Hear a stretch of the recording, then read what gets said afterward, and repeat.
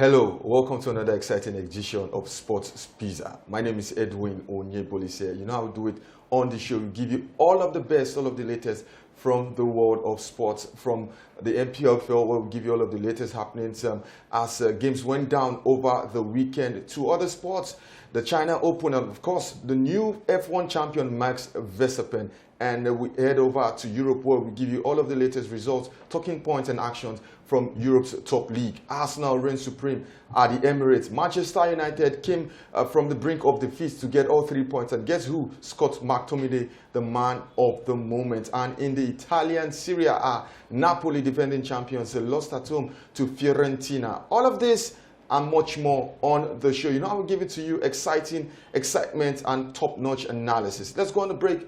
When we come back, the show resumes. I'm not alone in the building. I'll be revealing my guest.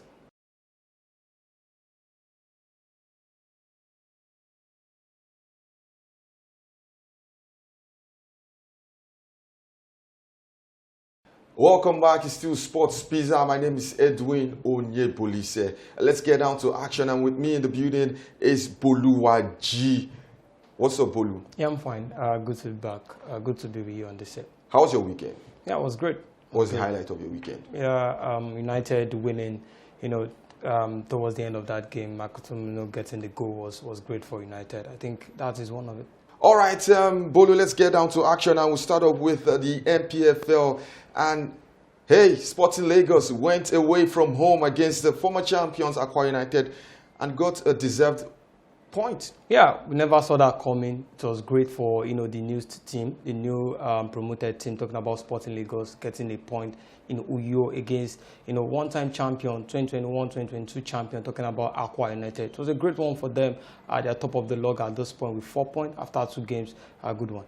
And for Remo Stars, it was versus Enugu Rangers. It was the biggest game over the weekend. Remo Stars had to do it the hard way, from a goal down to secure all 3 points. And it never felt like there was a hangover from that CAF Champions League loss. Yeah, it never felt like that because they were well prepared. And according to the manager, talking about Daniel Gumodede, came out to say that, yeah, his guys are well prepared for the game, talking about Remo Stars. And they gave it all their fight. They gave it with they fought with all their strength and ensured that they got all 3 points. After, going a go down in that game against Rangers, but they fought back and get all 3 points, and which is good one for them and good way to start the season.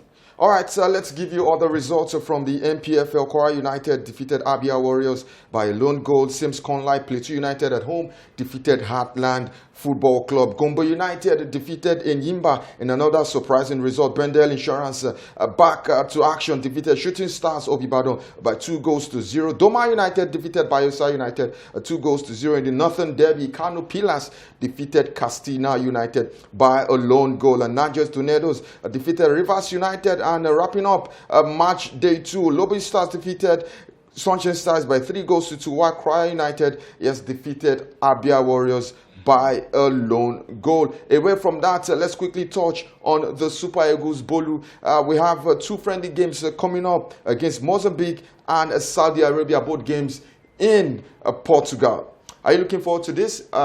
It's preparatory games for the upcoming AFCON in Cote d'Ivoire, and gradually we are building up to the start of the competition. Yeah, absolutely. We're building up to the start, and what a way to actually do that with this couple of friendly games I'll be having later this month is something that we need. It's something the players also need to prepare themselves for these games. And the World Cup qualifiers also coming up next month, and also the AFCON in January. So it's a great one for them. Let's see how the boys, new boys were invited. Let's see how they they stabilize things and they merge together so that they can bring out the best out of them. And all of this will be done by Ose Pesew, who is the manager. I wish them all the best. All right, so let's also tell you that Taiwo Awoniyi and Olaino will be replaced by Tyrone Eboyi and Umar Sadiq ahead of Nigeria's international friendly games against Saudi Arabia and Mozambique. And here is a rundown of the squad list. The goalkeepers: Francis Uzoho, Adebayo Adeleye, Olorunleke Ojo. For defenders, you have Bright Osai Samuel,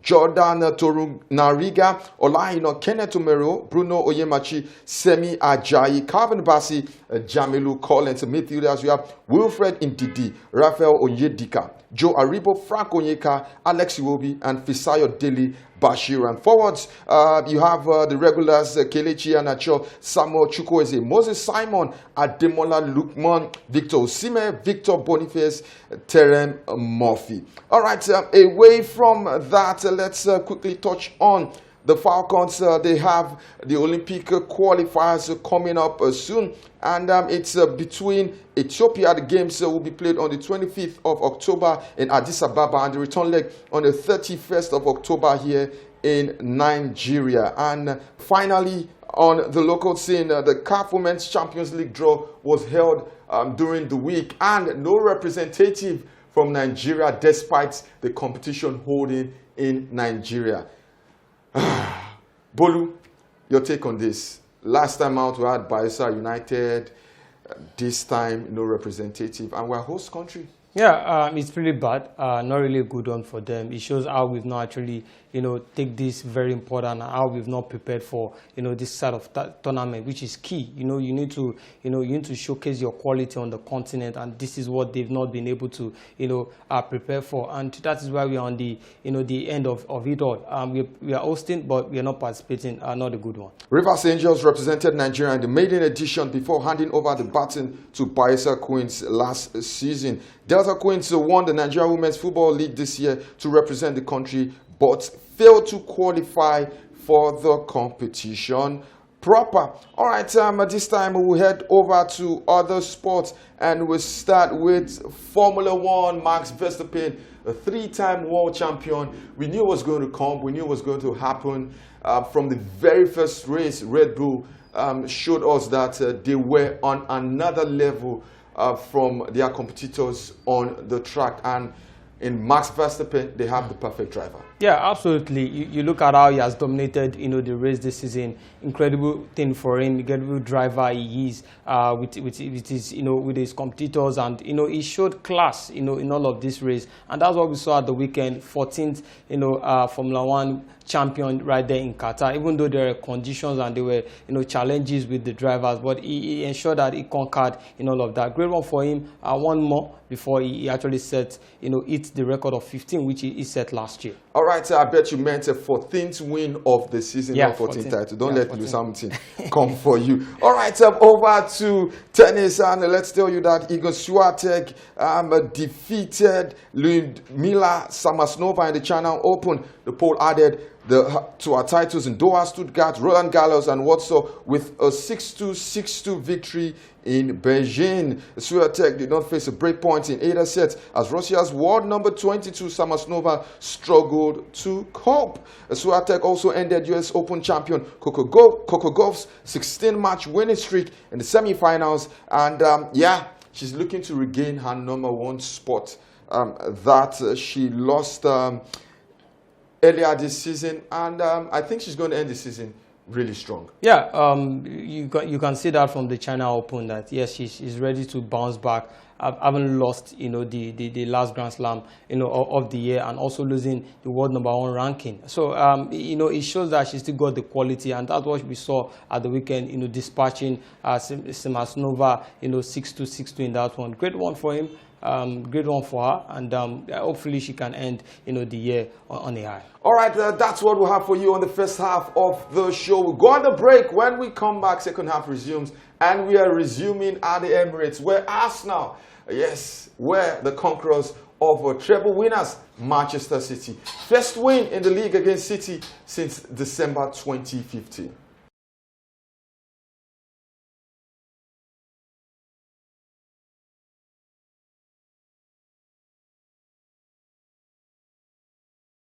Welcome back to Still Sports Pizza. My name is Edwin Onyebolise, and I'm still in the building with Bolu Ajiboli. Let's begin with the English Premier League, and Arsenal, took a step forward in letting City know that, hey, last season you won it at the counter, but this time we're putting up a fight.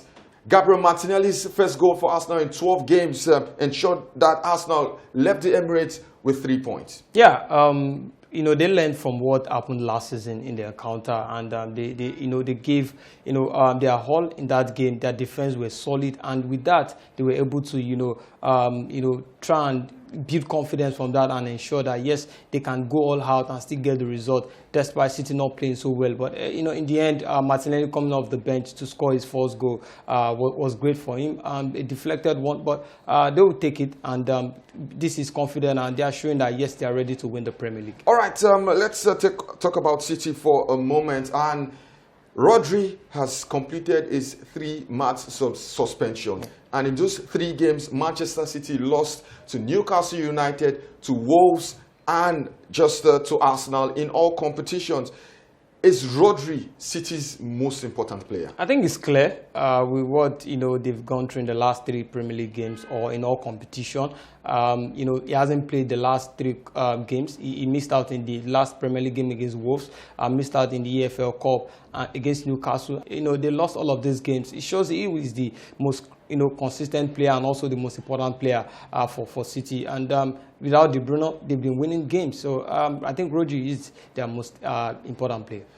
Going forward, psychologically, this is a huge victory for Arsenal. Yeah. Can they maintain this consistency from now to the end of the season? That's a big question, because we've seen how they've crumbled in the last 2-3 seasons, or 4-5, and this time around they have to gather that strength and gain from learn from their past mistakes and grow with that. Consistency is just the key thing for them. If they can be consistent and psychologically psyche themselves up, I think they are good to go to challenge. All right, let's talk about their North London rivals. That is Spurs, who currently top the Premier League table by virtue of goals difference. They defeated Luton Town by lone goal despite going down a man down after midfielder Bissouma was shown a second yellow card for simulation.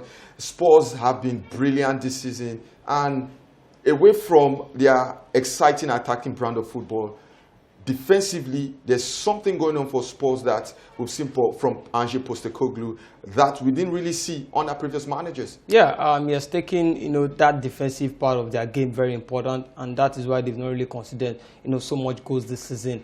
And you look at the attacking side of the game as well. There's improvement despite losing Harry Kane, who is their best player last season. On the transfer window, he has showed that yes, he can definitely continue the side without one of their biggest players, and that's what we've seen. They had to dug deep against Luton Town despite going a man down to show that yes, we are here to compete. We are not going to just lose out in that way and lose the sweat over it. So I think it's a good one for Tottenham. That's the way to go for them. They have to keep winning just keep winning, and let's see how that could go for them. For Manchester United, from the brink of defeat, Scott McTominay, comment the man, comment the hour. 2 goals in added time. Huge sign of relief for Ten Hag.